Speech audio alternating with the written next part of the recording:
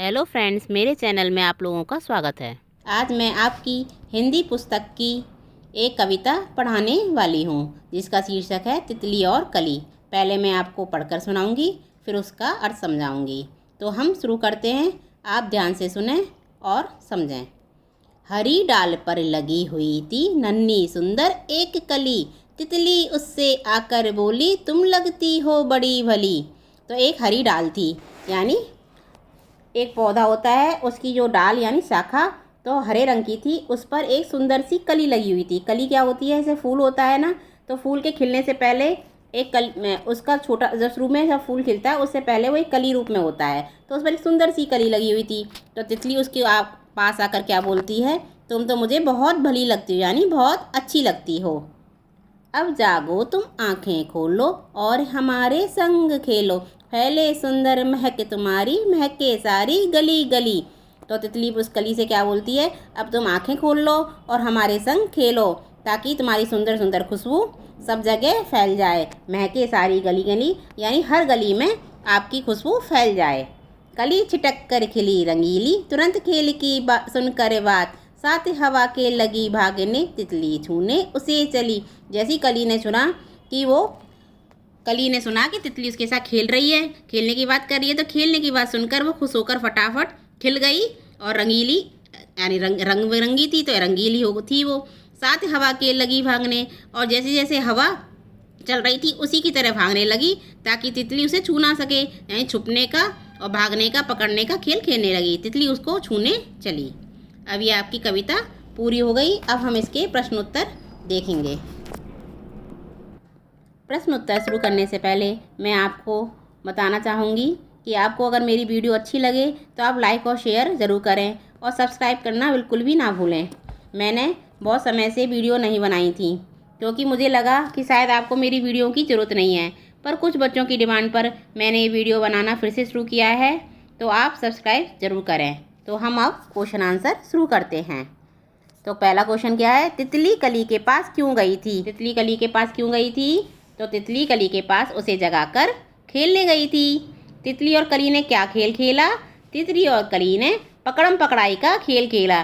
तितली पकड़ना चाहती थी कली को और कली उससे बचकर भाग रही थी। तितली के क्या कहने पर कली खुश हो गई? तितली ने जैसे ही उसे खेलने की बात कही, तो उस बात को सुनकर कली खुश हो गई। अब तितली कली के पास कब गई होगी? सुबह गई होगी, दोपहर में गई होगी, शाम को गई होगी? तो हमें अंदाज़ा लगाना है। तो कब गई होगी? सुबह, क्योंकि सुबह ही तो जागने का टाइम होता है, उसी समय फूल खिलते हैं, तो तितली सुबह के टाइम गई होगी। तुमने समय का अंदाज़ा कैसे लगाया?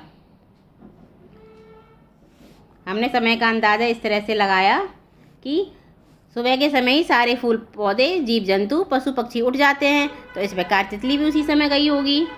अब जो शब्द 2 बार आए हैं उनका मतलब क्या है? जैसे कविता में आया है गली गली, गली गली यानी सारी गलियाँ। कली कली, कली कली का मतलब है सारी कलियाँ।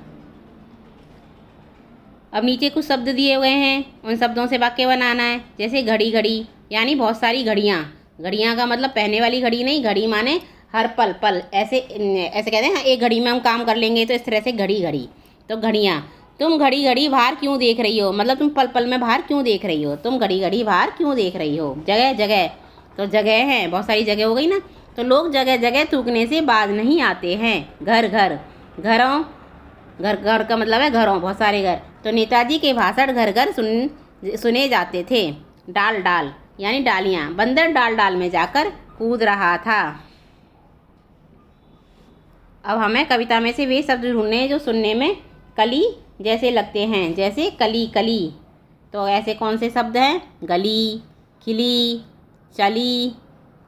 नीचे गए शब्दों जैसे कुछ शब्द अपने मन से जोड़ो। बोलो, तो तितली और डाल, तो बोलो की तरह क्या है? तोलो, खोलो। तितली की तरह क्या हो जाएगा? मितली, तिल्ली। डाल की तरह बाल, ढाल। महके सारी गली गली, महक तुम्हें अच्छी भी लग सकती है और बुरी भी। अच्छी लगने वाली महक को कहेंगे, क्या कहेंगे? अच्छी लगने वाली महक को, अच्छी लगने वाली महक को हम कहेंगे खुशबू। बुरी लगने वाली महक को क्या कहेंगे? बदबू। ऐसी चीज़ों के नाम लिखो जिनकी महक तुम्हें पसंद है और जिनकी पसंद नहीं है। तो हमें कौन कौन सी चीज़ खुशबू पसंद है? नहाने के साबुन की, चमेली की फूलों की, कॉफ़ी की, खाने की और गुलाब के फूलों की।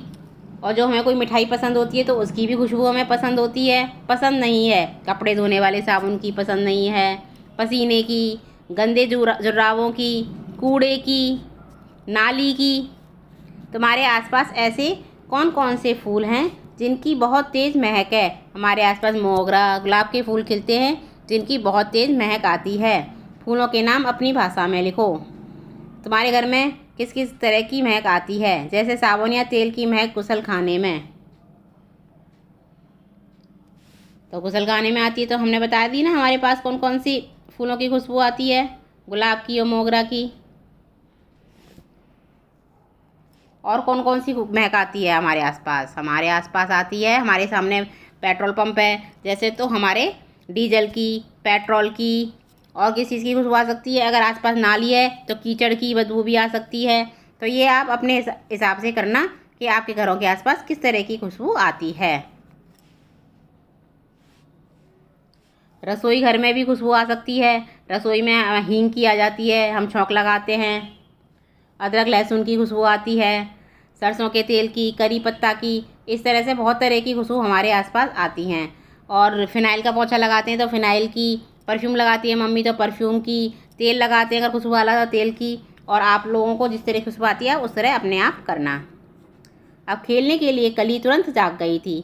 तुम किस काम के लिए तुरंत जाग जाओगी और किस काम के लिए जागना पसंद नहीं करोगी और क्यों?